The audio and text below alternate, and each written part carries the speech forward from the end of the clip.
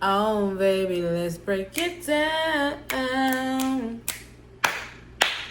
Ooh. Hey, YouTube, and welcome back to my channel. Welcome back to my channel.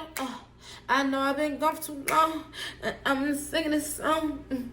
And on today's episode, we are going to get into the subconscious, okay? What is the subconscious?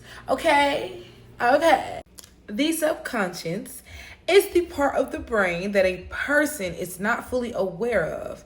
However, it affects the person's actions and beliefs. The subconscious controls 90% of the brain, which includes beliefs, emotions, habits, values, protective reactions, long-term memory, imagination, and intuition. So when people try to say that women always go by their feelings, technically they are using their brain, because it is scientifically proven that the intuition is connected to the subconscious. So that means we are programmed to be intuitive. So we really do have our own intuitive compass, literally. And if we don't have the same path and we all don't have the same purpose, then that means our intuitive guide is not gonna all be leading us in the same direction. So that means you can only lead me if we going in the same direction, the same path, same road. And I think I'm losing the plot now. So let me back it up real quick and stop now.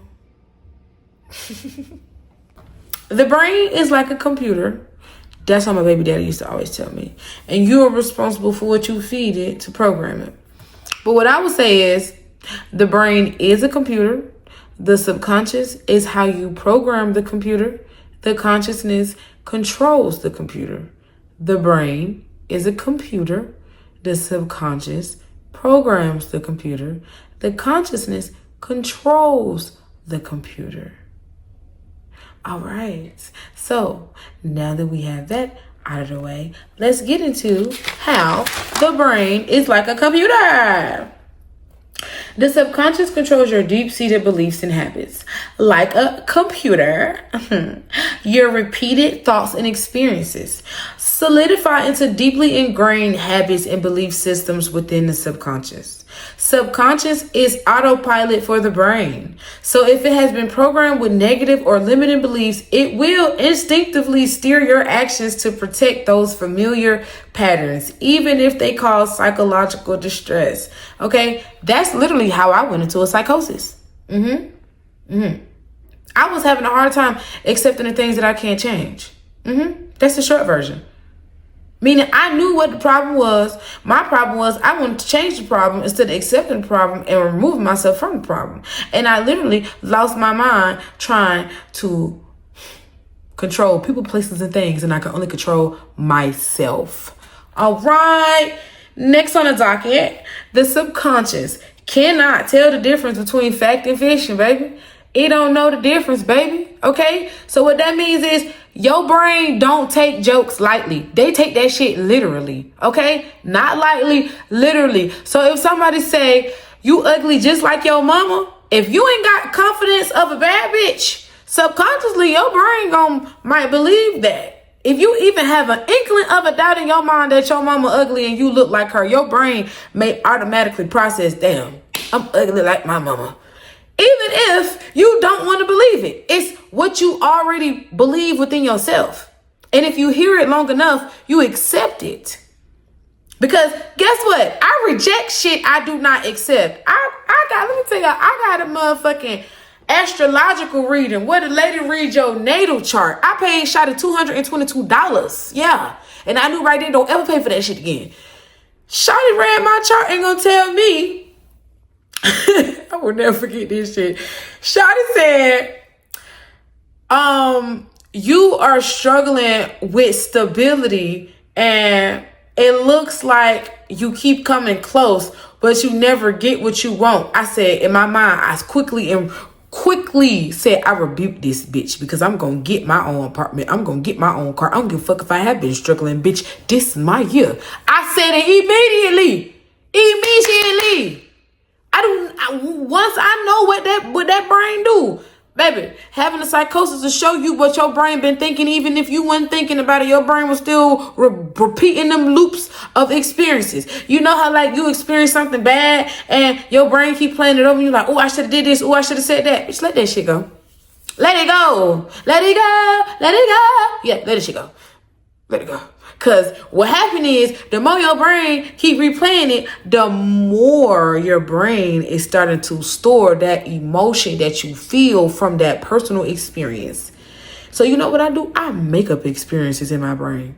That's how I rewire my subconscious. Because we're going to talk about that too.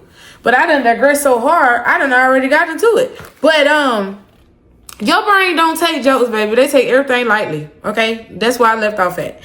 Your brain don't know how to take a joke. The subconscious does not evaluate the truth or logic of a thought, but accepts what the conscious mind feeds it, especially paired with strong emotions like fear, faith, or love. Persistent self-talk and visualization can profoundly impact your reality. That means if you want to change your negative thought patterns that's on loop in your subconscious, the best way to do that is to meditate and think of things that you do want to happen and not things that you don't want to happen just because you already happened and experienced it before. Okay? Experiences are just a moment in time. The problem is when we let those moments in times entrap in our minds and we can't move past the experience. That's when the problem comes in, because your subconscious is going to make that one problem that you are struggling to let go of your reality. And you're going to think life is playing on your top, and it ain't even life. It's you. Can't let shit go and move forward. Don't think, just do. That's what I tell myself sometimes, because I'm an overthinker. So I be doing way too motherfucking much sometimes. And I be really having to tell myself, girl, stop thinking so much. You already know what you want to do. You already thought about the process 20 of them times. Do it now. And once I say do it now, I'm on autopilot. I mean, I already know what I came here to do because I done rehearsed it enough times that I don't need to think about it no more. That is when preparation. Okay, what preparation means opportunity, that equals what? Execution. Anyways, why is the subconscious so powerful? So I really took a whole bunch of notes, bro, but if I just read it straight off, I'm gonna feel a little slow. So basically, your subconscious controls your memory bank, long-term memories. Also, it stores deep-seated emotions and repetitive habitual behaviors that are linked to certain emotions. Your subconscious processes information super fast, like a computer, like I said, as well as the subconscious allows you to react instinctively to dangers, navigate complex environments, like driving a car without actively thinking about every pedal or turn. And y'all know how y'all be on TikTok admitting that y'all be daydreaming while y'all be driving. That's what be going on. Y'all brain already know what the fuck is up and they know how to do what it's supposed to do, even when you not doing what you supposed to do. Ooh, yeah. The subconscious never sleeps, baby. So you know how like New York is a city that never sleep? That's your brain. That motherfucker never sleep. That's why you keep... I was finna say something so obvious, but that's the point of dreams, because your brain don't be sleep. Your brain, like your subconscious is working while you sleep, and that's why your dreams have certain messages, certain themes, because your subconscious may be trying to teach you something that you haven't fully processed while you was awake. That is, and you know, I learned that just because I've been doing dream interpretation. And I will go on Google and start asking Google. But what I started doing is charting the dream through chat. I chart my dreams through chat. Like I write it down in my journal, but I also ask chat to interpret it because it's faster.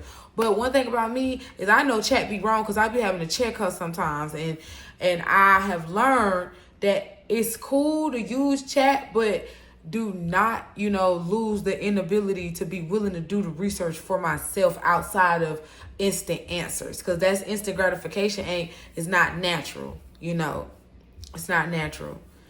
So yeah, your brain never sleep, and that's why you have dreams, because your subconscious still be working even when you don't want it to. And I have been having a lot of weird dreams this year, but I digress again. Anyways,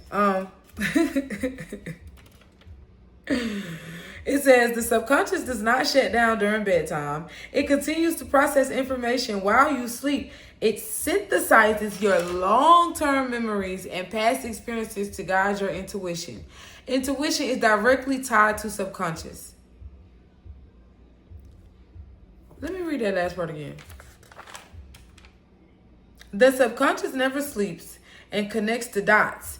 Doesn't shut down during the bedtime. It continues to process information while you sleep.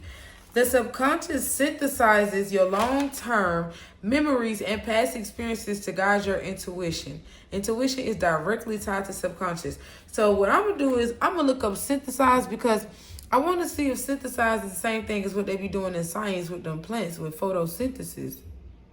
Hey Siri, define synthesize. Synthesize is a verb. Make something by synthesis, especially chemically. I was correct. I said photosynthesis. Okay, so it says, it says combine a number of things into a coherent whole, produce sound electronically. Girl, anyways, I was right. Synthesis. We need to look up. So basically, they take your memories and your past experiences, and they use it to guide your intuition. So basically, you learning from the things that you go through. Because memories are all of the things that you did back then. The same thing as past experiences. Past experiences create memories. So they like one and the same, aren't they? Thank you guys for tuning in today with your girl. It's your girl.